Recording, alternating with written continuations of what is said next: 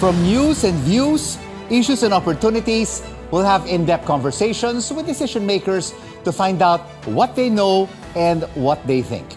I'm Rico Hizon, inviting you to join the exchange because your business is our business.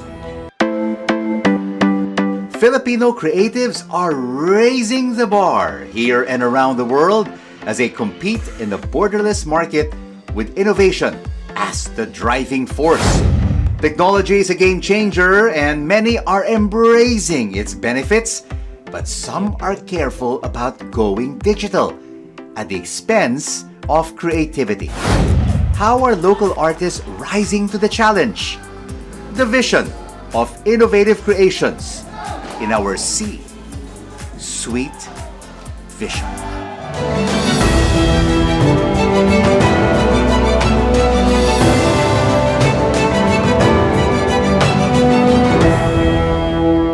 With technological advancements in full swing in the world easing into a post-COVID-19 normal, how are Filipino creatives keeping up? Let's have an exchange with Congressman Toff De Venecia, House Creative Industries Committee chairperson.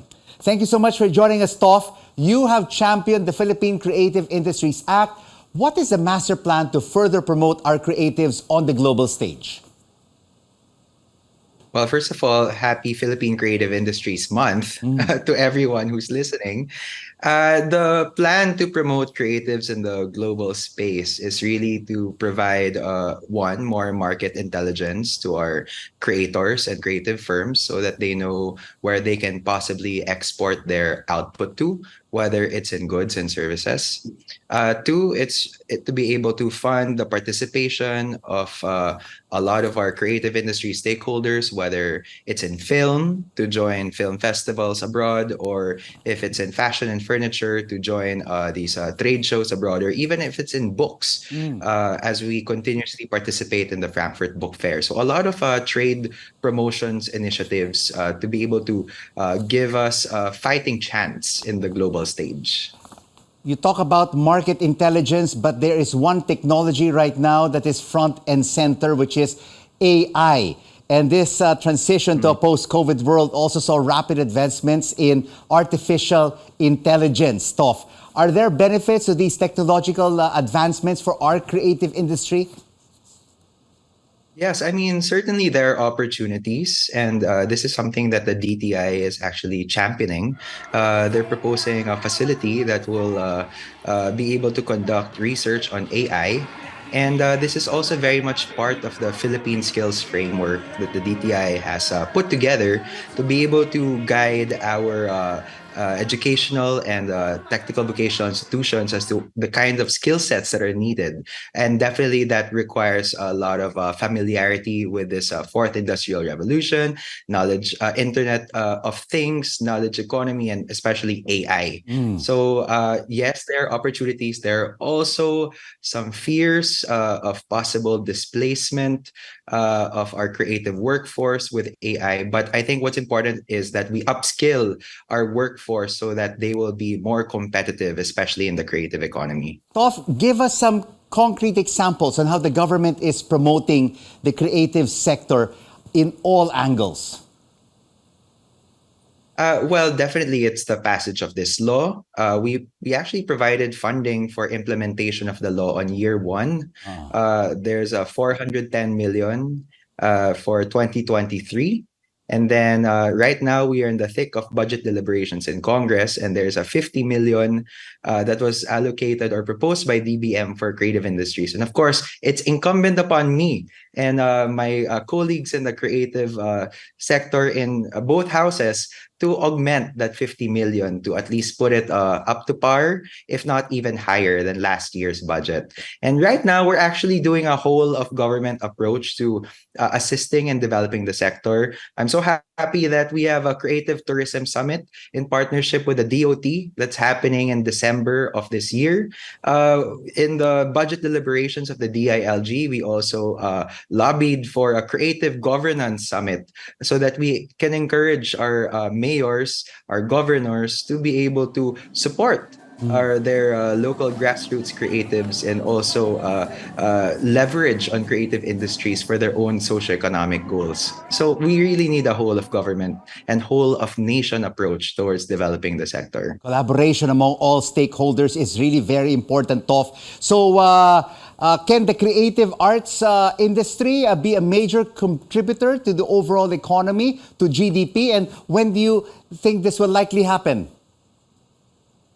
It already is. We commissioned a study with the Philippine Statistics Authority, and just a few figures, it's 7.3% of GDP currently. That's a 1.6 trillion peso economy. And it's also generated jobs for as many as 7 million Filipinos. So both the 1.6 trillion pesos and the 7 million Filipinos are higher than the previous year. So we are seeing continuous growth in the creative sector.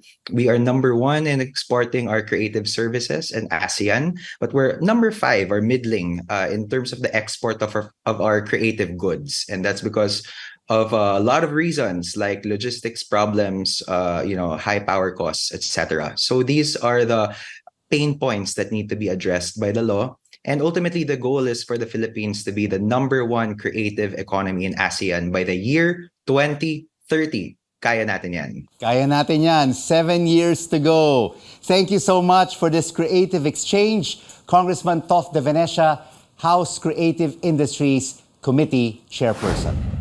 CNN Philippines is also celebrating the Creative Industries Month this September by taking a closer look into the state of these sectors and how innovations like artificial intelligence stimulates our creative economy. Creative PH is hosted by Paulo Abrera and Christine Jacob Sandejas. The program airs September 28 at 12:30 in the afternoon and 10 in the evening. Here now are the week's top business stories. A price cap on rice is now in effect as authorities aim to arrest the crop's high costs. The government will provide small-scale rice retailers financial aid of 15,000 pesos to help them deal with the losses.